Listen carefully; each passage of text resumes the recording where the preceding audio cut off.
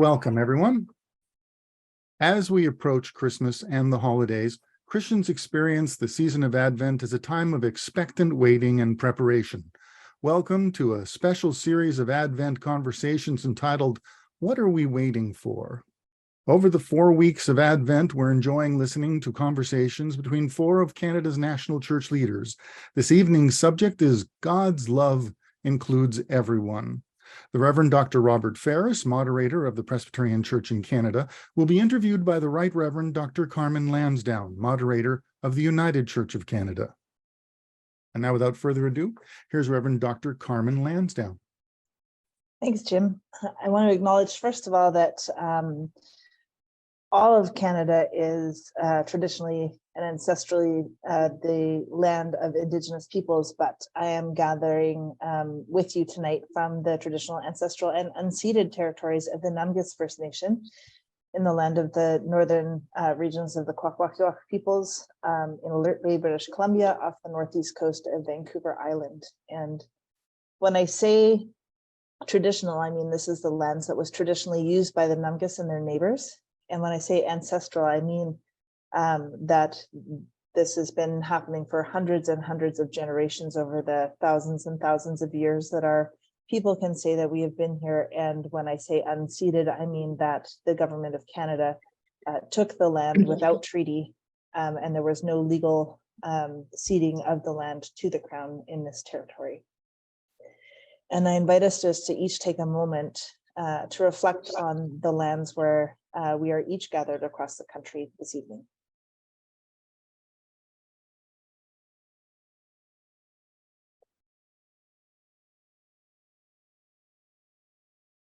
Let us pray.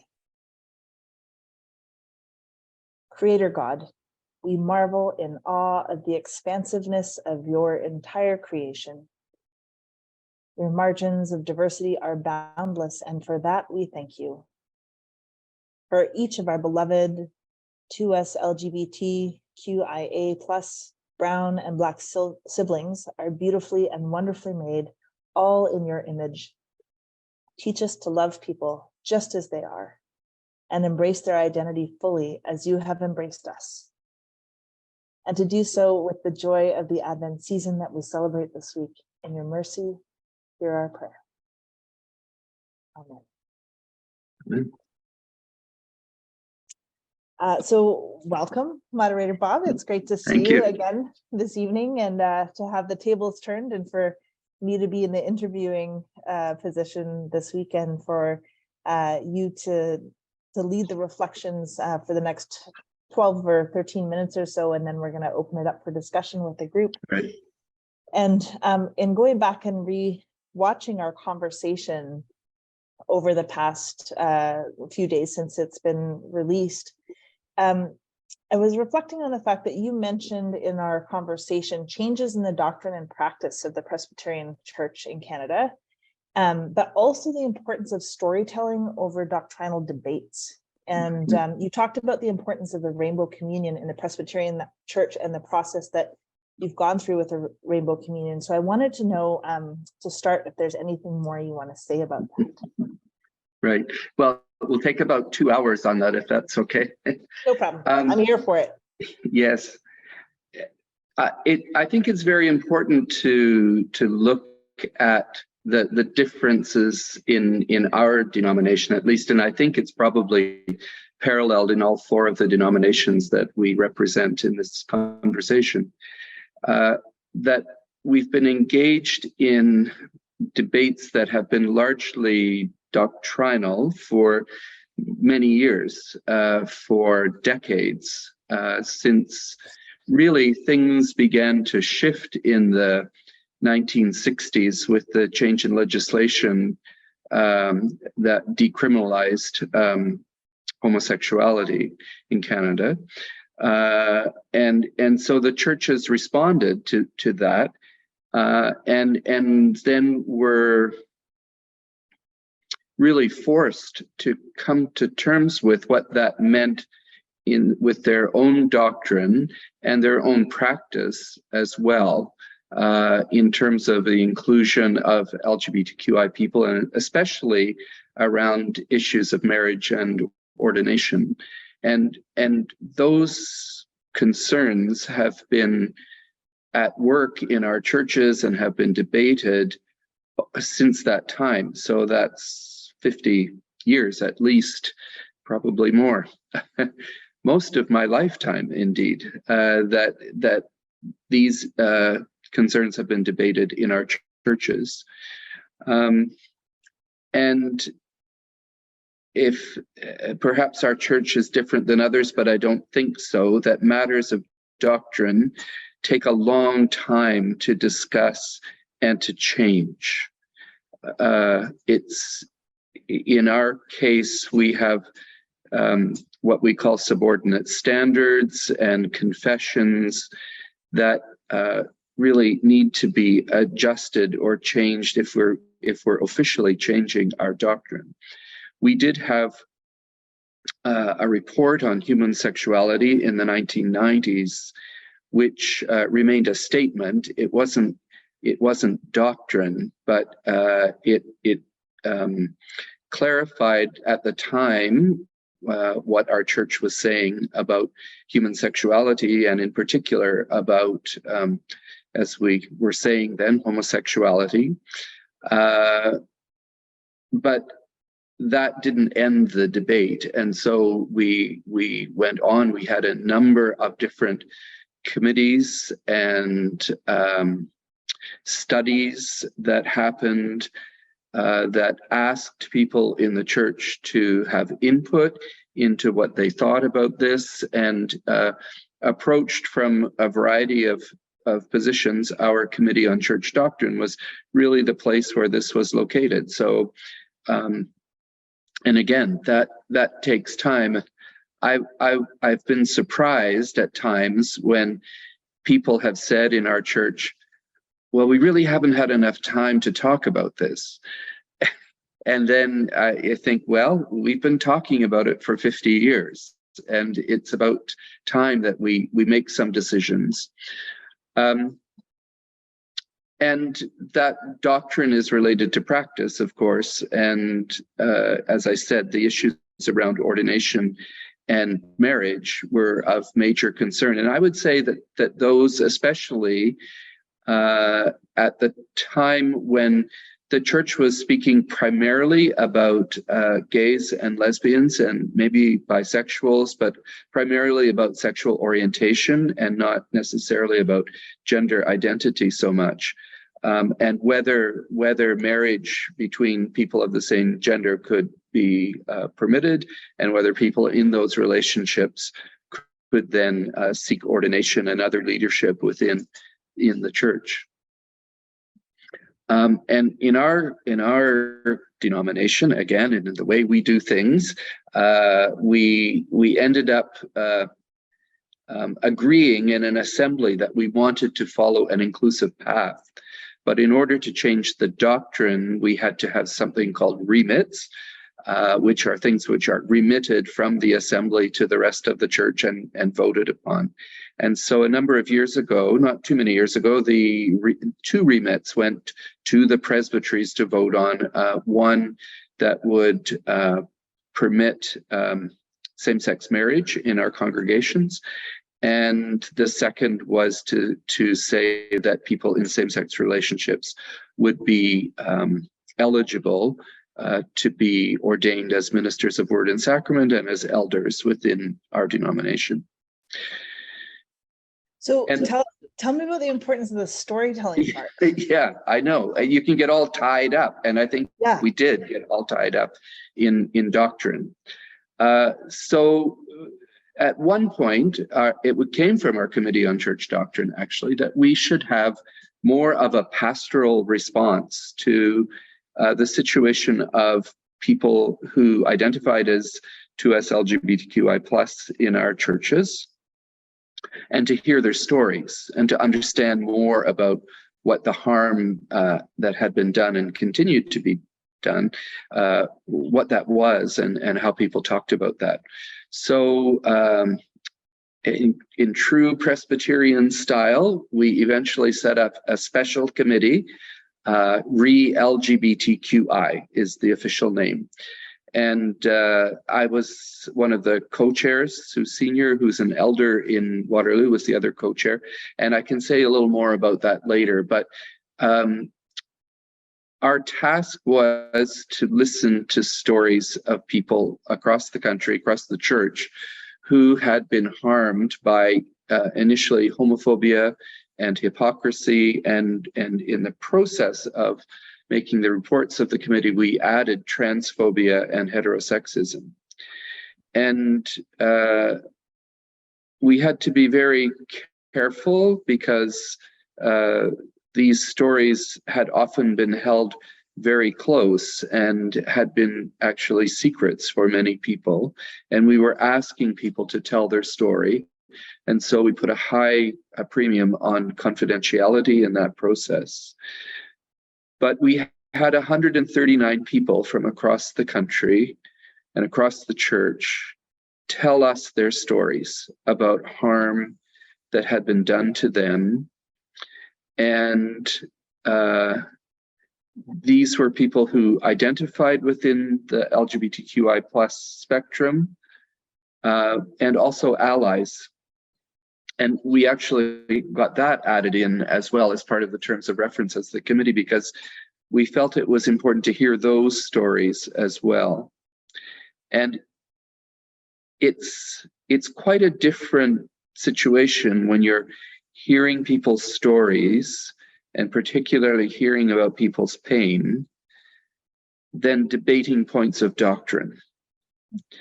We're talking about real human people who are brothers and sisters and siblings in Christ, who have felt wounded in our church simply because of who they are, and that they have not been able to fully participate, that we have not been able to fully participate. My story was one of those 139 stories that were told. And it was the task of Rainbow Communion then to pull those stories together and to identify for the church what we were hearing and how it was that harm was being done. And we also identified places where there was more acceptance, more inclusion, more of a sense that this was my church and I can be here. We produced quite a long report that included a lot of quotations from the stories. We wanted it to remain story. We didn't try to make it into an argument of doctrine or of themes or whatever, although it's a bit thematic, but it was people's stories that we were telling. And we made a summary of that. We also made a video which we showed at the General Assembly, and that was actual stories that people had told us. We had actors read the stories so that we maintained as much confidentiality as possible. Some people were quite willing to tell the church their story and to make that quite public and open and wanted the church to hear. But many others still wanted a pretty significant level of confidentiality. So we did have actors read, but I think the video was very important for people to, in the assembly, to hear and to know and to feel what others were feeling, the pain and the harm that others felt had been done to them. And I think that was very significant in moving our denomination to a different place. And that did impact our doctrine in those remits that were sent down. But there were also a whole set of recommendations that came out of the Rainbow Communion, which began to address, how the language that's used in our Book of Forms and in all the publications and language of the church, including worship. What kind of language do we use, and is it exclusive? Do people feel that they can see themselves and understand that they're part of the worship that we have in our congregations. How we conduct our business and how we deal with homophobia or transphobia when it surfaces in one of our courts of the church. What are our theological colleges doing, and how could we be more intentional about what we do in theological education to move towards a more inclusive church? All of those things are, part and parcel of what it means to be an inclusive church, and that's been our story, and that's being lived out now in these years. So you reminded me of I wrote a reflection for Advent that was based on the theme of our discussion last week and the scripture reading from John about bearing fruit worthy of repentance. And at the for Broadview magazine for the December issue, and in the very last paragraph, I referred to the Christ child with non-gendered pronouns. So it's like their hands, their feet, they. Yes. And I had somebody on Facebook reach out to me and say, "We just had the most fascinating discussion after church today. Did you intend to use non-gendered pronouns for the Christ child?" I said, "I did." Yes. And because especially when referring to the Christ child as opposed to like baby Jesus, because it's the theological interpretation of the meaning of Jesus' life and work and teaching in the church. Yes. So I think language is so important. It is. And so much of what we've said about God in the past, not having a gender, it represented in different ways, but using male pronouns and thinking that was okay to be kind of an inclusive thing. What we mean is that God is, well, it doesn't mean that if that's not your gender, or and I think there are many of those kinds of rich conversations that you're talking about, Carmen, that come out of something like that just says, okay, let's think about this a little more and talk about what that means. Yeah. I have a really quick question for you before we open it to the floor, because we're almost at our 20 minutes. But Primate Linda talked about the need to be in conversation, in conflict without destroying one another, and acknowledging the pain of the 2S LGBTQI+ community within the Christian community and beyond, but that we still aren't even having conversations about sexual orientation or gender identity in some communities. And I shared the experience of hearts and minds in my denomination being changed, but it maybe took 40 or 50 years, and there was still a huge amount of harm that was done. And there are those for short, I'll say the queer community, who think that we shouldn't, like, it should just be like a thing that we don't discuss anymore, because it can cause so much harm to, like, in trying to center dealing with a cisgendered heteronormative society, majority of societies grappling with how their feelings about it continues to cause harm within the community. And so want to just know if you wanted to say anything about that before we open it up. How do we continue to be in conversation in a way where we can have those conversations better and encourage the conversations to happen when they need to, but also not have them at the expense of the community? Right. Yeah. I think talk for another 2 hours about that. Yes, yeah. Like we were talking about last week with the apologies and confessions to Indigenous people, the Rainbow Communion recommended that a confession be made, and it was made at our last assembly. I'm using LGBTQI people because that's the term that was used in the confession. But it's really important, as in any of these confessions, that be seen as the starting point, and not that the problem is resolved now and we can just get on with other things. It's the starting point, and I would hope that people in our denomination would use that confession as a place to start and to think about what it means to be an inclusive church.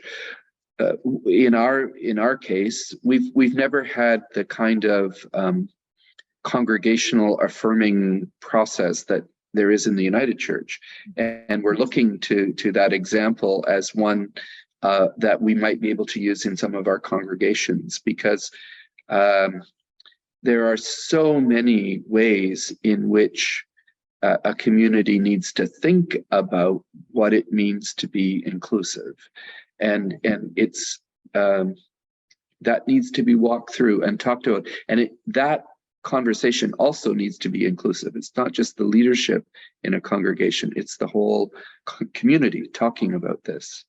Mm-hmm. And within that community, in our church, as in all of the 4 churches that we represent, I think, there is still differing opinion and views. Not everyone accepts where the church has gone, and that's quite evident in our Presbyterian denomination. We have some congregations who are considering leaving the denomination because of this. And I find that very sad, but I understand that there's a very deep feeling among many people about this, the issue and where we've moved as a denomination. I would hope, and I've tried this year as being moderator, to be able to reach out and to continue those conversations. They continue to be hard and difficult.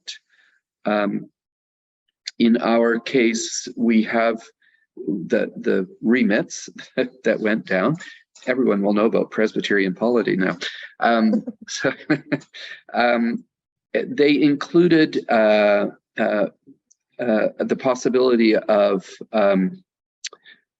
freedom of conscience in terms of congregations and ministers conducting same-sex marriages in their own congregation, and also the attendance at ordinations and inductions of people who identify as LGBTQI+ and are in same-sex relationships. So there's still an allowance for some difference of view, but overall the church has moved to a much more inclusive position, and I've hoped that I've signaled that I'm open to conversation, but it is a difficult conversation, especially if you are, as I am, a gay man, that if it goes back to that kind of debate about doctrine and somebody talking about me as an issue with me, that's hard. I just say that it's hard. It's not that I won't do it, but it's hard because it takes away from my story and my person to become an issue again. But I think it's important, and I think as we continue to sit together, I've been in a number of national meetings of our denomination where there is a diversity of opinion still. I think there is room still for conversation and for love among us. But there's also a different voice, and I think that just has to be recognized, that now people who do identify like me as being LGBTQI+ 2S people are going to be open, and we're going to tell our stories publicly. We're not going to hide that anymore. We're going to say, when you're talking about this issue, you're talking about us. So let's talk in that way, and that changes the conversation, and that makes it perhaps more difficult for some. But I think that's part of what it means to have opened that door and to have opened the door to a more inclusive church. I think our stories are very similar in that way, in that you were elected as moderator of your denomination at a time when the church was looking for leadership on inclusion, and living into the changes that are happening in your polity. I was elected as the first Indigenous woman of my denomination at a time when our church is really struggling with how do we put reconciliation in action. And I hear you talk in the same ways that I do sometimes, where you are in tension with like who you are as a person and your office in the church, right? Yes. You're switching between saying their stories and my story, or their stories and our story. Yes. And because you Yes, are both, indeed. you are Bob Faris, the gay minister, and you are Bob Faris, the moderator of the Presbyterian Church, just Yes. as I am Carmen, the Indigenous woman, and Carmen, Yes. Indigenous Yeah. moderator. I want to leave time for folks to ask questions, so I'll hand it over to Jim to let us know what questions have come in so far. And we talked about it earlier. If there are a lot of questions or things to talk about, we might take the questions in threes. Yeah, I'm going to bunch them up, and thank you, Okay, Carmen. perfect. Yeah. Although I'm going to start out with just a single because it's a comment, but I think it's worth sharing, and it's nice to share at the beginning.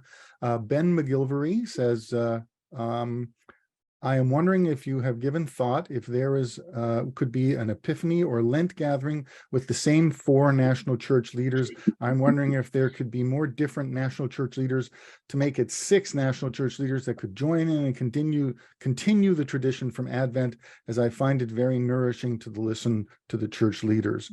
And certainly I can only say here. So I'm going to jump in. Do you guys want to comment on that before I go to the next question? I mean, I'll go first and say I have really appreciated Moderator Bob's invitation to be part of this series. It's been hosted and staffed by the Presbyterian Church in Canada. And we did have conversations, the 4 of us together, about, we are a part of a wider Christian community in Canada, but really our 4 denominations at this point have much more in common with each other. And can and maybe should do more together. And so I would certainly be open to it. I think our staff would be open to it. I would echo that and say I think it's so important that we, church leaders talk in meetings sometimes. We get together every once in a while, and the Canadian Council of Churches does a great job of hosting those. But to have a more public forum like this, I think is good, and to open it up to conversation among lots of different people is really important, I think, in the church today. Okay, terrific. Well, I'm going to move on to the first set of 3 questions. So I'm going to stack them up. So take notes, and then we'll listen to your answers as we go. Bill Thomas says, how is telling your story, in quotes, different from giving a testimony in a church? Ira Schwieger asks, wouldn't it be painful for the people to tell their stories? How is storytelling done sensibly? Did I hear that actors were taking the place to tell the stories? And then finally, George Ryder asks, given that the church might be open to the LGBTQ community, do you feel that the church has the necessary safeguards in place so that no one feels threatened by this movement? And do safe church practices protect the vulnerable from possible exploitation? So there you go, 3 questions.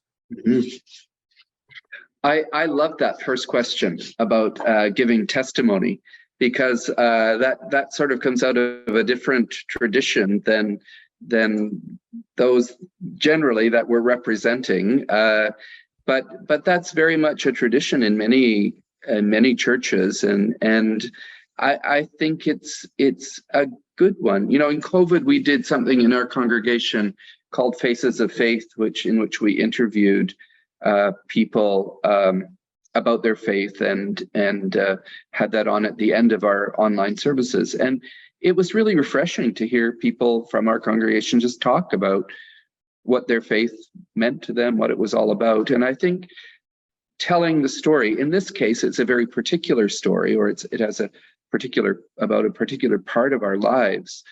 But it is testimony. And it is one of the things that we emphasized in the report of the Rainbow Communion was that it's not just that LGBTQI people are in need of receiving the grace and the community and the support of the rest of the church. It's that we have gifts to offer to the church, and that we enrich the church by those gifts. And if we're excluded, the church loses something. And I think our testimony and telling the story of our lives enriches the church, and it allows, the whole thing about for people who identify as 2S LGBTQI plus people, about coming out of the closet. That has resonance with so many different people in the church who have been in their own closets. It may not be about their sexual orientation or gender identity. They may have felt captured in a closet for other reasons. And that story of what it means to come out, what it means to have to take a risk and to overcome the fears, to come out and tell people who you really are, has resonance with so many other people. And maybe that connects with the second question, though. And as I said, we were very careful about confidentiality in the Rainbow Communion. We had our own mailbox if people wanted to mail things to us. We had our own email system that was apart from the national church. We met people where they wanted to meet. We didn't necessarily meet, and often didn't meet, in churches, because those were considered to be unsafe spaces. So we found other places to meet with folks. And in the ongoing work in our denomination now, we have a staff person who's related to human sexuality and diversity. It's also really important with her to ensure that there's confidentiality and that people are only connected when they want to be connected with others. It's still that's a very important part of the whole process. And I thank the person who asked the question about that, because I think it needs to continue to be so, because so many people are still in spaces within the church that aren't safe, that if they're who they are in that sense is known, it could be unsafe for them. So that's really important. And I think the last question was looking at that as well, the safeguards that need to be there. All of us are in our own place around what it means to be out and how it is we talk about our own identity within the church and within the larger society. And again, there are places that are not safe. And so it is really important to have those safeguards in place in local congregations as well. And I think if we're talking about being a more inclusive congregation, that's part of the conversation within the community, is how it is that you maintain confidentiality, how you maintain safety for people within your community. It's just an ongoing part of this whole process. Anything to add, Carmen, before I move on to the next question? Okay, I'll move on. So the next set of questions are as follows. Pens ready. Jan Sheed says, what resources would you recommend so that one can better understand about gender identity and using the pronouns? I need to better educate myself about this issue. Mike Maroney says, how do you speak to sisters and brothers on opposite sides of the inclusion debate when both sides claim faithfulness and obedience to the Holy Spirit? And then finally, Thomas Roger asks, one of the constants which has been part of the decades-old debate on the church becoming inclusive is the threat of those who oppose such openness to fracture the unity of the church and leave the denomination. Is there a time when clergy, lay people, and congregations who make such threats be invited to actually leave? I have a feeling that Carmen might be frozen there. I haven't seen her move for a moment. So yeah. I'll start, and hopefully she will come back out of a frozen state. Resources. There are many out there. I would suggest, I think all denominations probably have this. On our website, the Presbyterian website, we have quite a good list of vocabulary or definitions that's available, and we have quite an extensive list of resources that you can turn to for a variety of concerns around around inclusion. I would go there to try to discern what might be best for your particular situation. There are lots of books, theological books now, of course, around inclusion and around theology, but I would that's a place I would say to go to have a look, and I think there's lots of information there as well, just about as I say, definitions, because that sometimes gets people a bit confused or shifting around to know, and maybe fearful about talking about within this debate, because not everyone knows what even the more common terms might mean. Like, what does cisgender mean? It can sound like it's something that's quite, we don't really know what that is, but when you find out that means that you identify with the gender that you were identified with at birth, it doesn't seem such a scary kind of word anymore. So I would suggest those places. I imagine the United Church website has a similar kind of resource available. Yeah, I actually just shared in the chat our Affirm United, which is available in both English and French.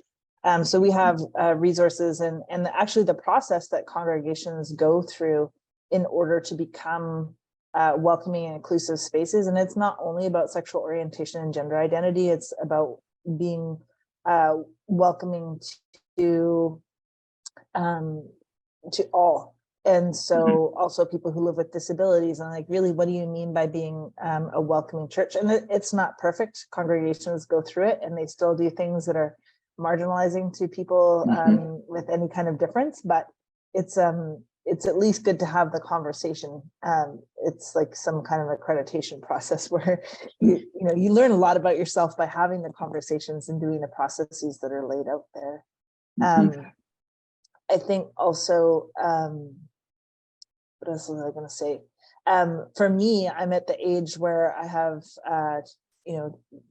middle school age children, and I wanted to, I'm starting to have to talk to them about puberty and sex and sexual orientation and gender identity and all of those things, because they're starting to have friends that are questioning their sexual orientation and gender identity. And, I'm thankful for the most part, my kids are like curious about it and not like, and their friends are curious about it and not wondering about if it's okay to be gay. It's just like, well, am I gay or am I straight or am I not or neither? Yeah.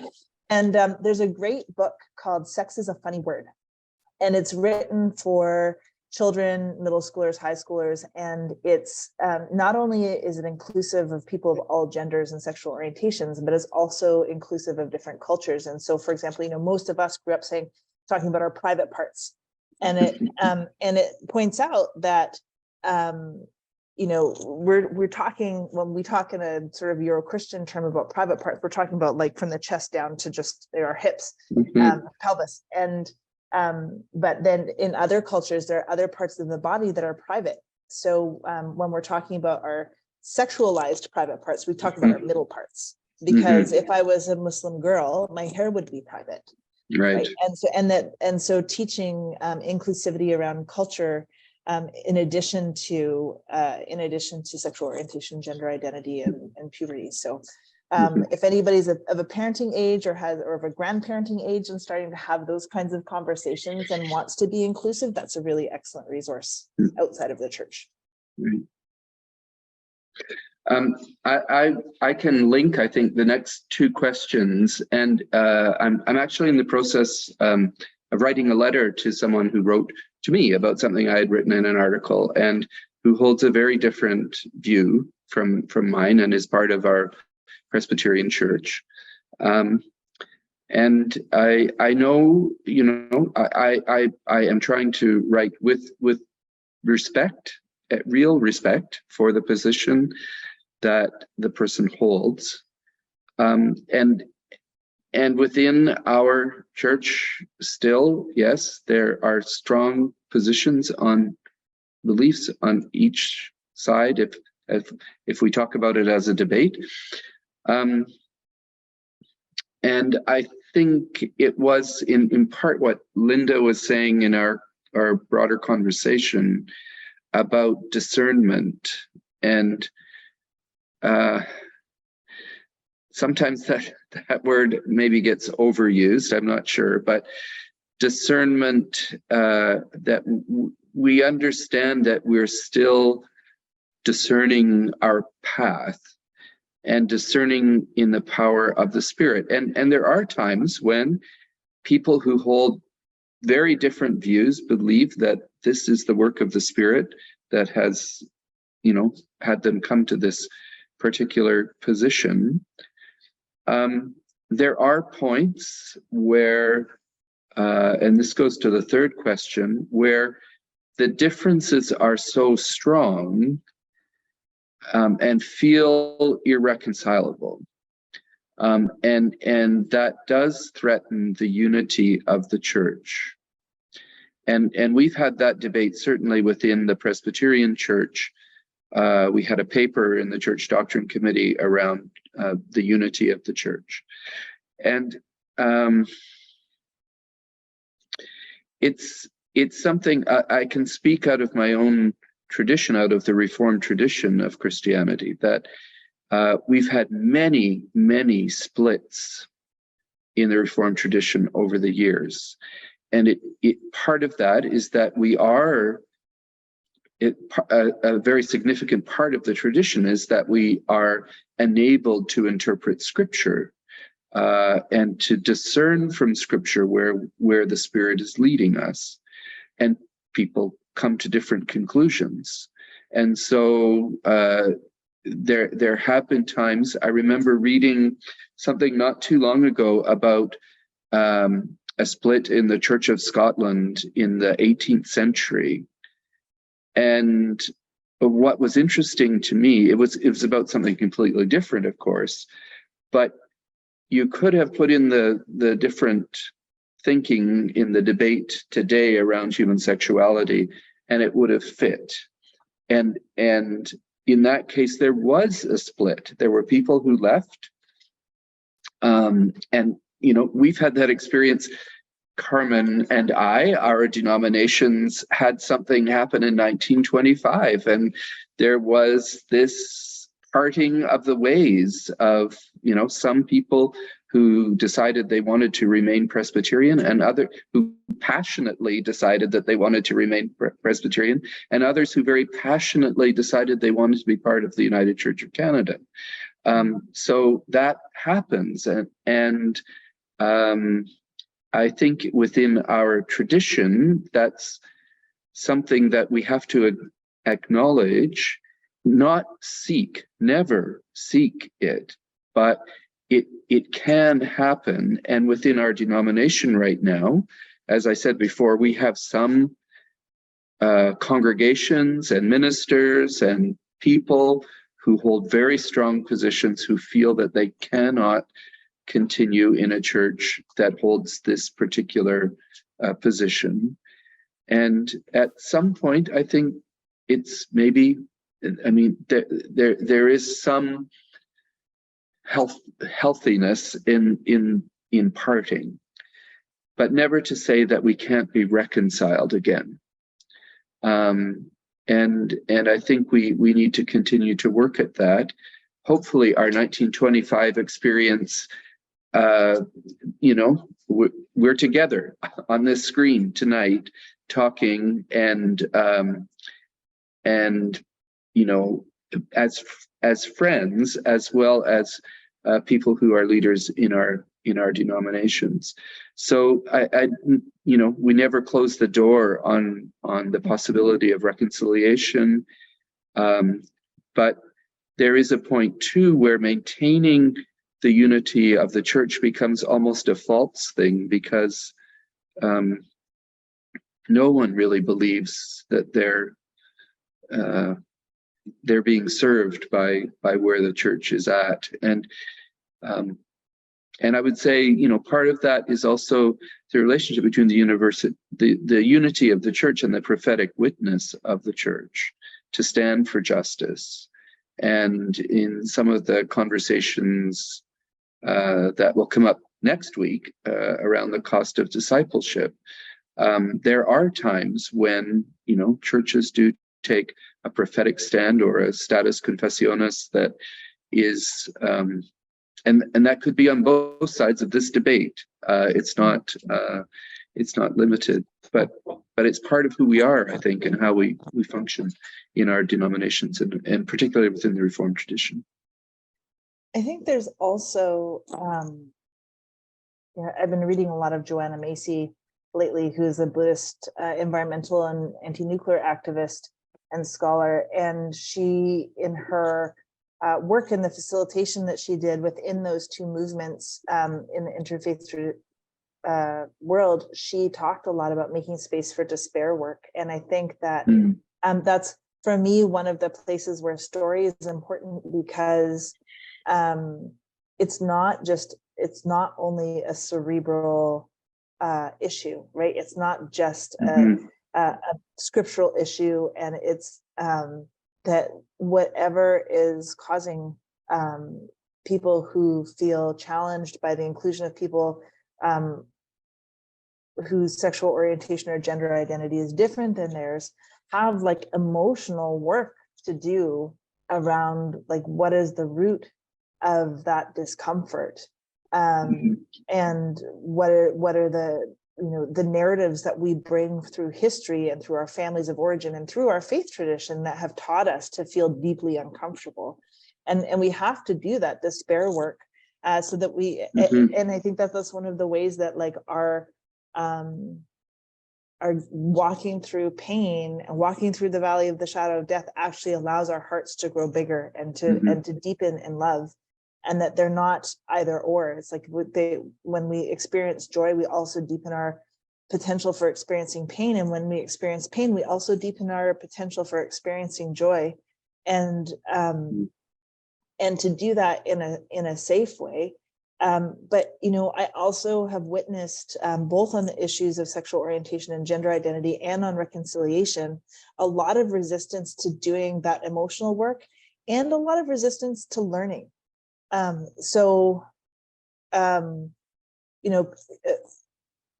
Having people like where an Indigenous person in their family who's been adopted into their family from the 60s scoop saying, read the Indian Act, understand what institutionalized racism looks like for me as the Indigenous person in your family, and the adoptive parents absolutely flat out refusing for their entire lifetime to read a 20-page document that would like govern the life of their child.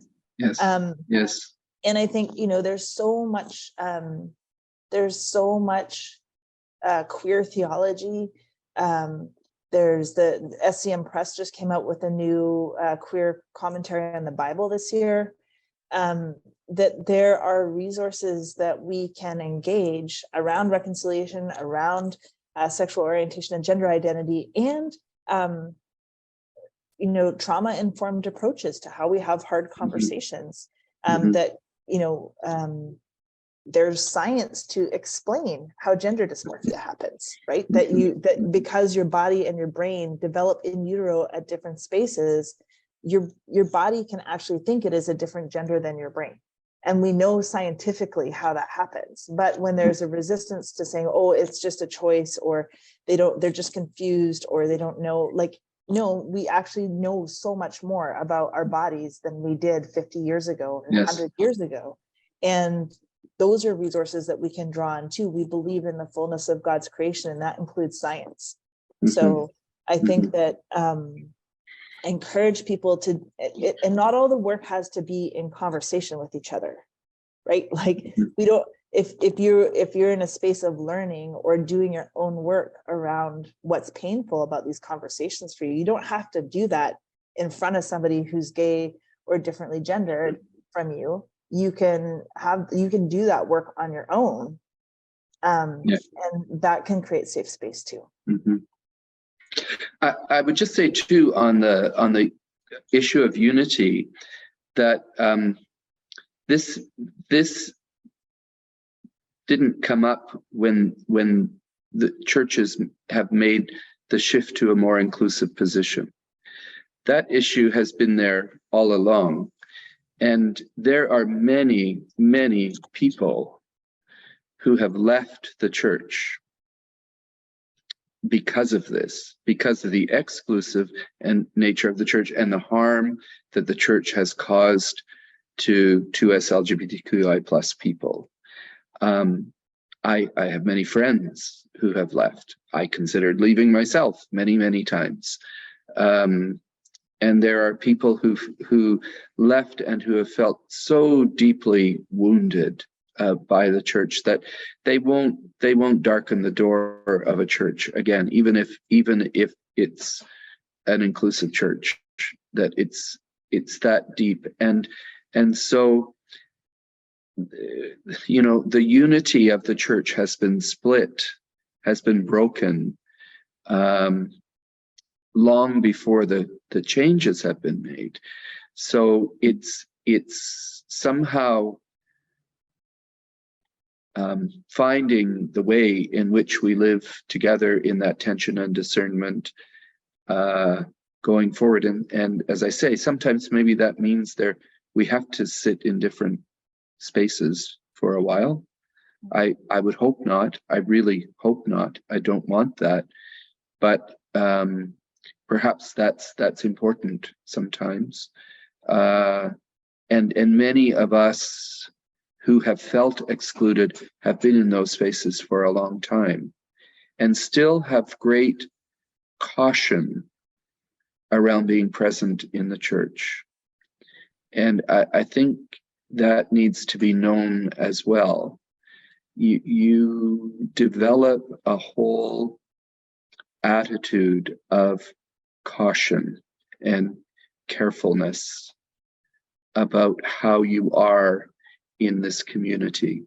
And that takes a long time to overcome. And I think it speaks to the unity of the church to, if we truly have unity, if unity means we're all together, we're all, and we all feel, I would say for me, that we all feel welcome at the table equally, that for me represents unity in the church, then we're a long way from that, and we've been struggling with that for a long time. And let's keep working at it. Let's keep working towards that. Before Jim jumps in to cut us off, I will also just say, as a church who went through this particular journey that the Presbyterian Church is going through right now, and that the Anglican Church still continues to struggle with within Canada and also in their global communion. I think the United Church of Canada is living proof that for those who struggle, that the difference of opinion will also be like damaging to the church. It was not a death blow for us. Like, we are still here and working at thriving, even despite the fact that people in the LGBTQ it's getting late. Within the queer community left the church, but people who struggled with inclusion left the church as well. That the church is here. The church is here, and that we have continued to learn and to grow and to draw the circle wider, to use a hymn that many of us sing. That's a wonderful song. And I think that, even though we do it imperfectly, that's the one thing we know for sure, is that God's self is the only one who is infallible, that we are human and fallible and we will hurt each other.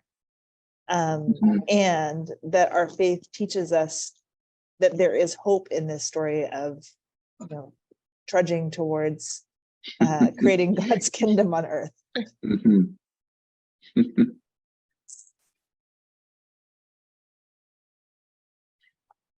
Are you there, Jim? I'm sorry, we're getting close to the end of our hour, and there's muting, it can get you. So what I've done, I've posted an email address that people who've had questions can send. I have one last question for you that I think covers a number of people's questions, and that is, Jim Pott asks, and he has an introduction to his question, but I'll cut to the chase. He says, can you share some best practices for churches working toward more inclusion? I think that's a great question to end with.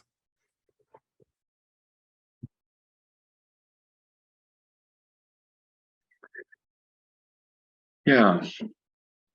I would say that, my own congregation, for anyone listening from St. Andrews out there, we have been on this journey for a long time. And we were known within the denomination as a congregation that was inclusive and that had elders who identified as gay and lesbian at that time, and who challenged some of the rulings of the assembly. But I would say we're still on that journey. I think part of the struggle or the evolution into a more inclusive community is recognizing that there are people who identify in that spectrum in all aspects of life of the congregation. For us, we had and we have something that was called the St. Andrews Gay Association. We use some different words for that now. It still exists, and it's a wonderful group of people. But it's kind of like in the broader world where it's important to have a place where you feel safe and secure and a space where you can go. It's also important to feel welcome and included in all parts of the life of our society. And I should be equally comfortable on Church Street as I am on Queen Street or Bloor Street or King Street or somewhere else in the city of Toronto. You don't have to be in that space, although it's very important as well. And I think that's part of the growing sense of inclusion for us in our congregation, and maybe in some others as well, that it's about all parts, all groups, all facets of our life together, that we're included everywhere. That's maybe not as concrete as it could be, but I think that's a goal that we should have. So there's and it is important to have symbols, and both outside and inside the building, that identify it as a safe space. Churches are still considered to be unsafe by people who identify as LGBTQI, unless there's something that you see that identifies it otherwise. So outside the church and inside the church, we need those symbols and signs, and then that has to be also filled out in the language we use, in the way we receive people, in the way we talk in our meetings, in the images that you see around the church building. Does it give a diversity of families when you see pictures in the church school or wherever? But it's something that we need to be intentional about. Words are not enough. Carmen, I don't know whether you... Yeah, I've already shared the link for Affirm United. If you missed it, you can just Google Affirm United Canada, and the website will come up. We have resources in English and in French. I think incorporating inclusive language into liturgy, especially for us in church, is important.